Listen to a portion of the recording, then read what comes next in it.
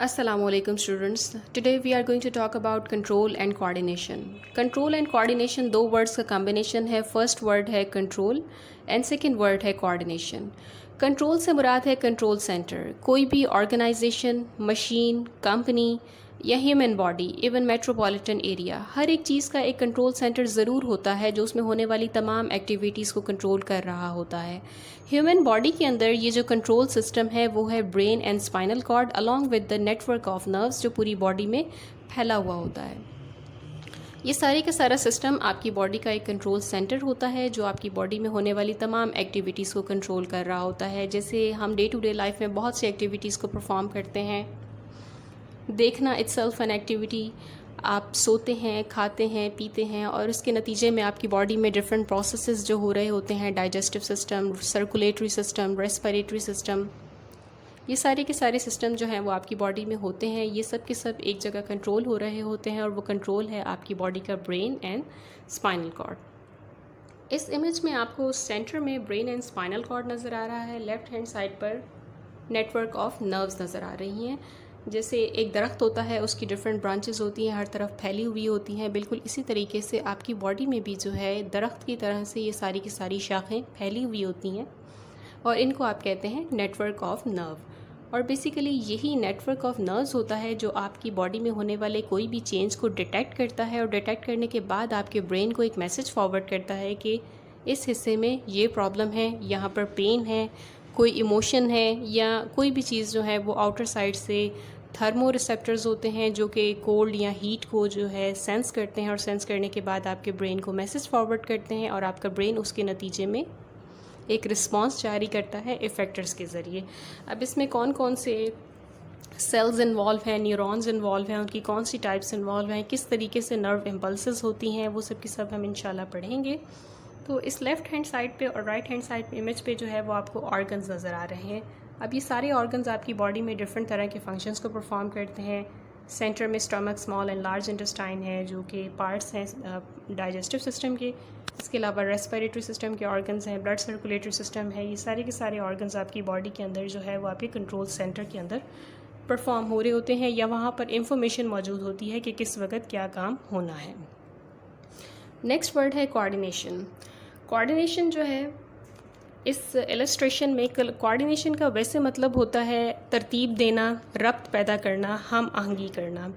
इस पिक्चर, इस इलस्ट्रेशन में मुख्तलिफ लोग हैं जो एक पज़ल को सॉल्व कर रहे हैं. इस पज़ल को मिलाने के बाद एक स्पेसिफ़िक पिक्चर है जो आपके सामने आएगी. इसी तरीके से आपकी बॉडी के जो डिफरेंट ऑर्गन्स होते हैं वो एक साथ काम करते हैं और काम करने के नतीजे में उनकी कोऑर्डिनेशन से एक प्रोसेस बिल्ड होता है जिससे आपकी बॉडी जो है वो काम करती है. कोऑर्डिनेशन की हमारे पास दो एग्जांपल होती हैं. कोऑर्डिनेशन दो तरह की होती है, एक है नर्वस कोऑर्डिनेशन और दूसरी है chemical coordination. Nervous coordination nervous system के अंदर आती है, यानी spinal cord, brain and network of nerve. Secondly chemical coordination होती है जो आपकी बॉडी के इनसाइड कुछ केमिकल स्क्रीट्स होते हैं जिन्हें आप हार्मोन्स कहते हैं, जिन्हें हम बाद में पढ़ेंगे इंशाल्लाह. नर्वस सिस्टम जो है वो अभी हम नर्वस कोऑर्डिनेशन के बारे में पढ़ेंगे जिसमें हमने नर्वस सिस्टम को पढ़ना है. उससे पहले हम कोऑर्डिनेशन की कुछ एग्जांपल्स देख लेते हैं. यहाँ पर आपके पास 4 एग्जांपल हैं.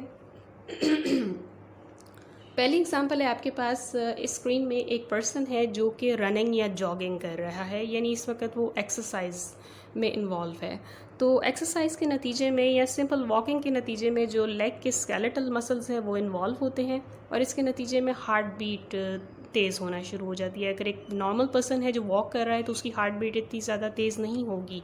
अगर वो रन कर रहा है या एक्सरसाइज कर रहा है तो हार्ट बीट तेज़ हो जाएगी.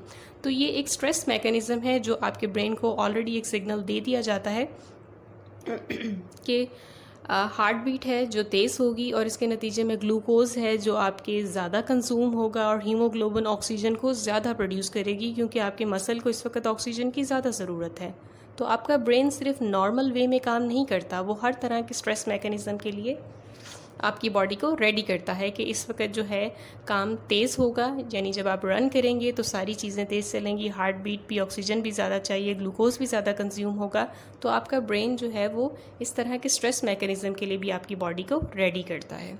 सेकेंड एग्जाम्पल में एक गर्ल है जो ग्रॉसरी शॉपिंग कर रही है और इसमें सबसे पहले उसकी आई है जो फोटो रिसेप्टर के तौर पर काम करेगी, यानी यहाँ फ्रूट्स की सेक्शन में उसको एक या दो फ्रूट हैं जो कोई चाहिए होंगे, और जब वो अपने जो है वो आइज़ उस तरफ करेगी तो उसका ब्रेन उसको फ़ौरन सिग्नल दे देगा फोटो रिसेप्टर के ज़रिए कि यही वो फ्रूट है जो उसको चाहिए था।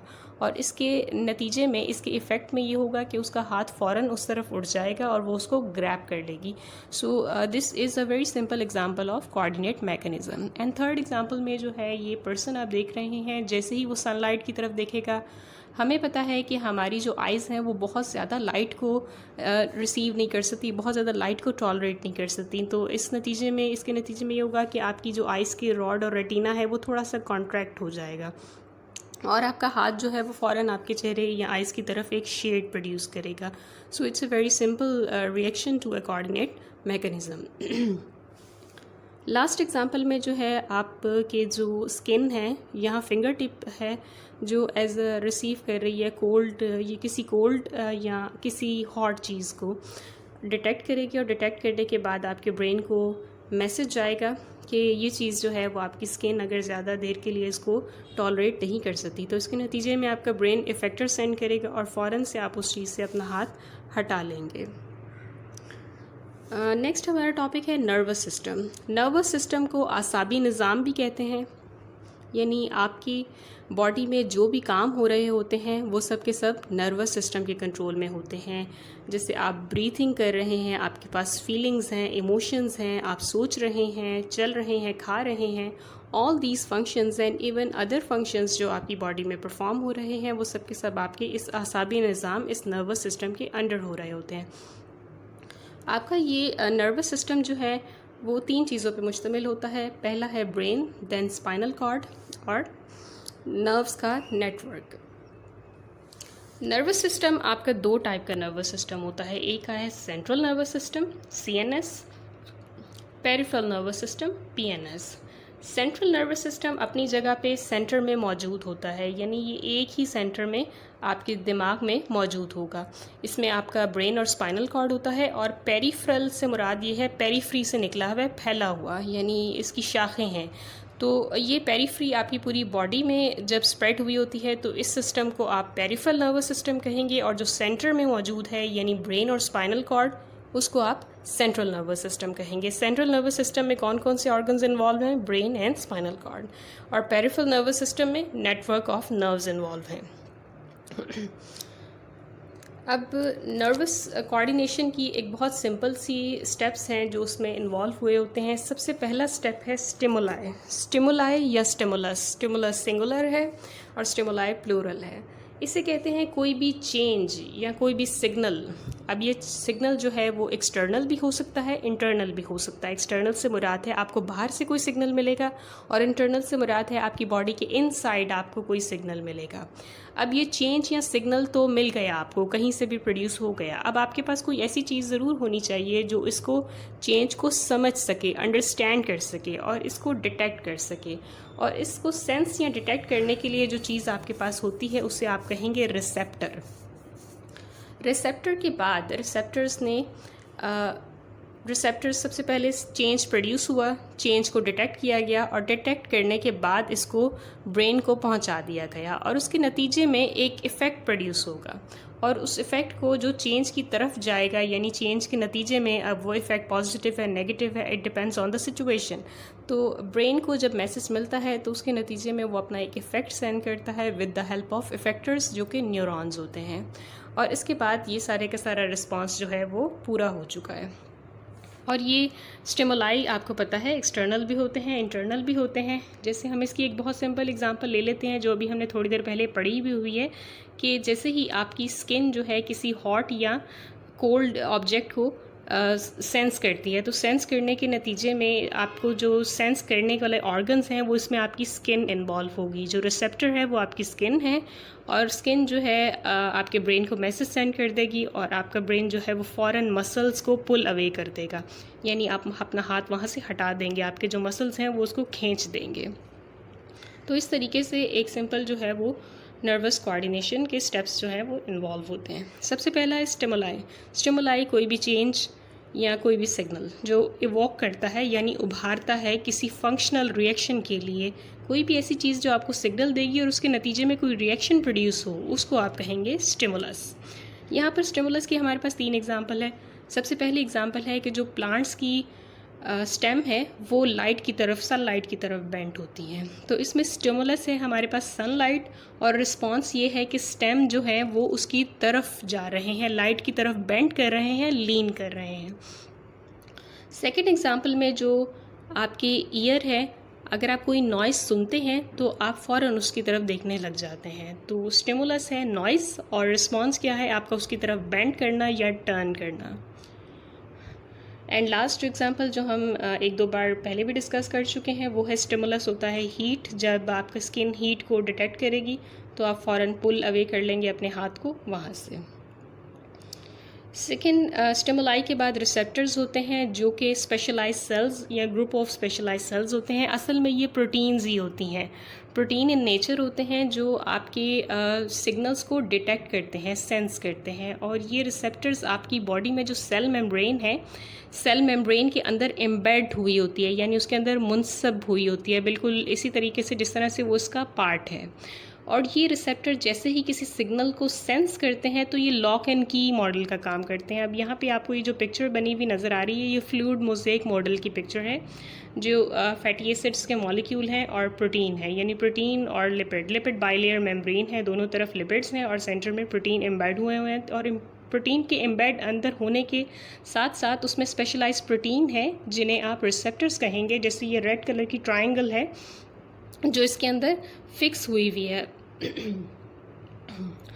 और जैसे ही ये ट्रायंगल यहाँ पर मौजूद होती है, कोई सिग्नल रिसीव होता है तो वो सिग्नल लॉक एंड की का काम कर रहा होता है, यानी वो एक सिग्नल यहाँ पर आकर डिटेक्ट होगा और डिटेक्ट होने के बाद ये जो ट्रायंगल है वो यहाँ से रिमूव हो जाएगी और ये जो ग्रीन कलर का रेक्टेंगल है वो इजीली इसके अंदर से गुजर सकता है। हमें पता है ये जो हमारी सेल मेम्ब्रेन है ये सिलेक्टिवली परमिएबल मेम्ब्रेन है, कुछ चीज़ों को अपने अंदर से पास होने देती है और कुछ चीज़ों को अपने अंदर से पास नहीं होने देती। तो जो रिसेप्टर है वो यहाँ पर लॉक एंड की का काम करेंगे एंड इसके नतीजे में सिग्नल जो है वो आपकी बॉडी के अंदर से ट्रांसफ़र हो जाएगा, आपके सेल के अंदर से ट्रांसफ़र हो जाएगा।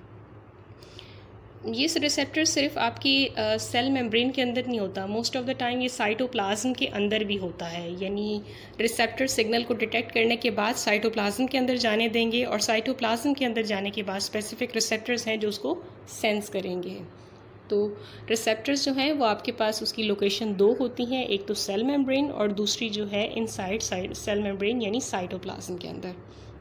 रिसेप्टर्स हमारे पास 5 टाइप्स के होते हैं। सबसे पहले कीमो रिसेप्टर, कीमो जो है वो वर्ड निकला है केमिकल से। इसमें स्मेल है जिसको आप सेंस कर सकते हैं, टेस्ट है जो आपकी टंग इसको सेंस करती है। दोनों सेंसरी ऑर्गन है, स्मेल भी यानी सूंघना भी और टेस्ट करना भी, दोनों की दोनों क्या है, सेंसरी ऑर्गन है। और कौन से सेंसरी रिसेप्टर्स इसमें इन्वॉल्व होते हैं, इन्हें आप कहते हैं कीमो रिसेप्टर। नेक्स्ट है मैकेनो रिसेप्टर। मैकेनो का वर्ड मैकेनिकल से निकला है और मैकेनो असल में ग्रीक वर्ड है जिसे आप कहते हैं प्रेशर। तो ये प्रेशर को, टच को और हियरिंग भी जो है इट्सेल्फ एक वाइब्रेशनल प्रेशर होता है जो आपके ईयर्स पे पड़ता है और आपका ईयर जो है इक्विलिब्रियम में, बैलेंस में काफ़ी काम सर अंजाम देता है। तो हियरिंग भी जो है वो एक प्रेशर या वाइब्रेशन की टाइप होती है। तो मैकेनो रिसेप्टर्स होते हैं जो इसको डिटेक्ट करते हैं। नेक्स्ट है फोटो रिसेप्टर। फोटो रिसेप्टर जो है फोटो लाइट से निकला है, लाइट के जो रिसेप्टर्स होते हैं यानी आपकी आइज़ के जो रॉड और कॉन सेल्स होते हैं वो एज अ फोटो रिसेप्टर्स काम करते हैं। नेक्स्ट है थर्मो रिसेप्टर। थर्म का वर्ड टेम्परेचर से निकला है, टेम्परेचर में कोल्ड और वार्मथ के जो भी रिसेप्टर्स होते हैं जो कोल्ड को और वार्मथ को डिटेक्ट करते हैं उन्हें आप कहते हैं थर्मो रिसेप्टर्स। लास्ट है नोसी रिसेप्टर्स। आपको जो भी पेन होती है किसी भी साइड पर आपकी बॉडी के, उस सब के लिए आपकी पूरी बॉडी में नोसी रिसेप्टर्स मौजूद होते हैं जो आपकी स्किन के अंदर होते हैं, जो पेन को डिटेक्ट करते हैं। स्किन के अंदर भी और डिफरेंट जो आपके ऑर्गन्स के अंदर भी जो है नोसी रिसेप्टर्स मौजूद होते हैं, एम्बेड हुए होते हैं, जो आपको बताते हैं कि किस साइड पर क्या पेन है। लास्ट है इफेक्टर्स। इफेक्टर्स मॉलिक्यूल्स होते हैं या स्मॉल मॉलिक्यूल्स होते हैं जो कि प्रोटीन के साथ बाइंड करते हैं और बाइंड करने के बाद बायोलॉजिकल एक्टिविटी को परफॉर्म करवाते हैं। इफ़ेक्टर्स जो हैं वो ब्रेन से आते हैं। सेंसरी न्यूरॉन्स जब ब्रेन तक जाते हैं तो उसके नतीजे में मोटर न्यूरॉन्स मैसेज लेकर आते हैं और उसके बाद इफ़ेक्टर्स प्रोड्यूस होते हैं। अब इफ़ेक्टर्स में आपके मसल्स भी आ सकते हैं, दूसरे डिफरेंट टिश्यूज़ भी इन्वॉल्व हो सकते हैं, प्रोटीन्स इटसेल्फ, जो भी बायोलॉजिकल एक्टिविटी उसके नतीजे में होगी वो इफ़ेक्टर का काम करेगी। जी, इसमें कोऑर्डिनेशन एक्शन जो है, कोऑर्डिनेशन एक्शन सबसे पहले एक स्टिमुलाई प्रोड्यूस करेगा, देन रिसेप्टर। हम इसको थोड़ा सा समराइज़ कर लेते हैं। सबसे पहले कोऑर्डिनेशन एक्शन होगा, कोऑर्डिनेशन एक्शन के नतीजे में कोई चेंज प्रोड्यूस होगा और वो चेंज आपके रिसेप्टर्स उसको डिटेक्ट करेंगे उस चेंज को, और उस रिसेप्टर्स जो हैं वो डिटेक्ट करने के बाद आपके ब्रेन को मैसेज सेंड करेंगे और फिर उसके नतीजे में इफ़ेक्टर्स जनरेट होगा एंड देन कोऑर्डिनेटेड रिस्पॉन्स। पहले कोऑर्डिनेटेड एक्शन था एंड उसके नतीजे में कोऑर्डिनेटेड रिस्पॉन्स प्रोड्यूस होगा। जी, नेक्स्ट है न्यूरॉन हमारा टॉपिक। न्यूरॉन जो है वो स्ट्रक्चरल एंड फंक्शनल यूनिट होता है नर्वस सिस्टम का। जैसे हमें पता है कि हमारी बॉडी जो है वो एक सिंगुलर यूनिट से मिलकर बनी हुई होती है और सिंगुलर यूनिट का नाम होता है सेल। इसी तरह नर्वस सिस्टम के जो सेल होते हैं वो थोड़े से मुख्तलिफ होते हैं दूसरे सेल्स की निस्बत, और इनको आप न्यूरॉन या नर्व सेल का नाम देते हैं। और यही जो है वो बेसिक पार्ट हैं। ये थोड़े से चेंज होते हैं। आपके जो मसल सेल्स हैं और आपके जो न्यूरॉन सेल्स हैं ये स्ट्रेचेबल होते हैं। स्ट्रेचेबल यानी ये चेंज को डिटेक्ट करते हैं, पोल्स जनरेट कर सकते हैं और उसके नतीजे में नर्व इम्पल्स प्रोड्यूस कर सकते हैं, जिससे इलेक्ट्रिकल सिग्नल्स कहते हैं जो ये प्रोड्यूस करते हैं। अब न्यूरॉन का जो स्ट्रक्चर है उसको देखने के बाद उसका थोड़ा सा डिफरेंट सेल है। सबसे पहले ये जो ऊपर शाखें सी बनी हुई हैं ये चेंज को डिटेक्ट करती हैं। डिटेक्ट करने के बाद ये सेल बॉडी के अंदर इस सेल को लेकर आती हैं। जो सेंटर पार्ट है ब्लू कलर का, इसको सेल बॉडी कहेंगे। और उसके बाद जो है उसके सेंटर में न्यूक्लियस है, और ऑब्वियसली हमें पता है हर सेल के अंदर न्यूक्लियस होता है। इसी तरह जो है वो न्यूरॉन के अंदर भी एक न्यूक्लियस है और सेल बॉडी है। ये डेंड्राइट्स हैं। डेंड्राइट्स ये शाखें बनी हुई हैं। ये शाखें क्या करेंगी, चेंज को डिटेक्ट करेंगी और डिटेक्ट करने के बाद सेल बॉडी के अंदर लेकर जाएंगी। और सेल बॉडी के बाद जो है इस एक्सॉन, ये जो पार्ट है जहाँ से सेल बॉडी आखिर की तरफ इलोंगेट हो रही है, इस पार्ट को आप कहेंगे एक्सॉन। और इस एक्सॉन के साथ थोड़े सेल्स हैं जो एक दूसरे को माइलिनेट किए हुए हैं, यानी एक दूसरे के ऊपर रैप किए हुए हैं। ये सेल छोटे छोटे सेल्स हैं, इनको आप कहेंगे श्वान सेल्स। और माइलिन शीथ फैटी एसिड से रिलेटेड है, यानी ये थोड़ा सा प्रोटेक्शन प्रोवाइड कर रही है इस पार्ट को। और प्रोटेक्शन प्रोवाइड करने के लिए ये एक फैटी एसिड की लेयर है जिसको आप कहेंगे माइलिन शीथ। और इनके दौरान इन सेल्स के दरमियान में जो स्पेस है इन्हें आप न्यूरल नोड भी कहते हैं या नोड ऑफ रेनवेयर भी कहते हैं। रेनवेयर करने के बाद लास्ट में एक सिग्नल डिटेक्ट हुआ डेंड्राइट से होता हुआ, सेल बॉडी से गया, देन एक्सॉन माइलिनेटेड शीट से होता हुआ लास्ट पे टर्मिनल एक्सॉन्स की तरफ आ जाएगा। टर्मिनल एक्सॉन्स ये लास्ट में बल्ब की तरह की शेप बनी हुई होती है। जैसे बल्ब को इलेक्ट्रिसिटी मिलती है और उसके बाद वो रोशन हो जाते हैं, बिल्कुल इसी तरीके से ये जो लास्ट में सिग्नल जब यहाँ तक जाता है तो यहाँ तक जाने के बाद ये थोड़े से जो बल्ब लाइक स्ट्रक्चर हैं ये इवोक हो जाते हैं, थोड़े से रोशन हो जाते हैं। और उसके बाद इसके साथ जो भी चीज़ अटैच हुई हो, चाहे न्यूरॉन का दूसरा सेल अटैच है, मसल्स अटैच हैं, जो भी चीज़ इसके साथ अटैच होगी फर्दर सिग्नल उसको कन्वे कर दिया जाएगा। जी, ये न्यूरॉन का सिंपल स्ट्रक्चर है। न्यूरॉन के स्ट्रक्चर के बाद हमारे पास न्यूरॉन 3 टाइप्स के होते हैं, sensory neurons, motor neurons and inter neurons. Sensory neurons वो न्यूरॉन्स होते हैं जो कि ब्रेन तक मैसेज लेकर जाते हैं। पहले चेंज को डिटेक्ट करते हैं और डिटेक्ट करने के बाद आपके ब्रेन के पास मैसेज लेकर जाते हैं। सेंसरी न्यूरॉन्स इन्हें कहते हैं। नेक्स्ट है मोटर न्यूरॉन्स। मोटर न्यूरॉन्स वो न्यूरॉन्स होते हैं जो ब्रेन उस स्पेसिफिक पार्ट तक सेंड करता है, यानी मैसेज रिसीव करने के नतीजे में जो वो न्यूरॉन्स सेंड करता है उन्हें आप कहते हैं motor neurons. And last inter neurons. Inter neurons वो न्यूरॉन्स होते हैं जो इम्पल्सेस, यानी एक न्यूरॉन को दूसरे न्यूरॉन के दरमियान में जो इम्पल्सेस होती हैं उन सब को कैरी करने के लिए दरमियान में जो न्यूरॉन होता है उसे आप कहते हैं इंटर न्यूरॉन्स। तो हमारे पास न्यूरॉन्स की 3 टाइप है। सेंसरी न्यूरॉन्स जो कि सेंस करती हैं चेंज को और उसके बाद ब्रेन के पास मैसेज लेकर जाती हैं, और ब्रेन जब उन सेंसरी न्यूरॉन्स को रिसीव करने के नतीजे में जो मैसेज सेंड करता है with the help of neurons उन्हें आप कहते हैं मोटर न्यूरॉन्स। जिससे पहले आपने स्ट्रक्चर अभी न्यूरॉन का देखा है, ये स्ट्रक्चर असल में मोटर न्यूरॉन्स का होता है। सेंसरी न्यूरॉन्स भी ऑलमोस्ट ऐसे होते हैं लेकिन थोड़े से उससे चेंज होते हैं। तो ये हमारे पास नर्वस कोऑर्डिनेशन और न्यूरॉन्स की जो है वो टॉपिक हमारा ख़त्म हो चुका है. Now let's move towards the next.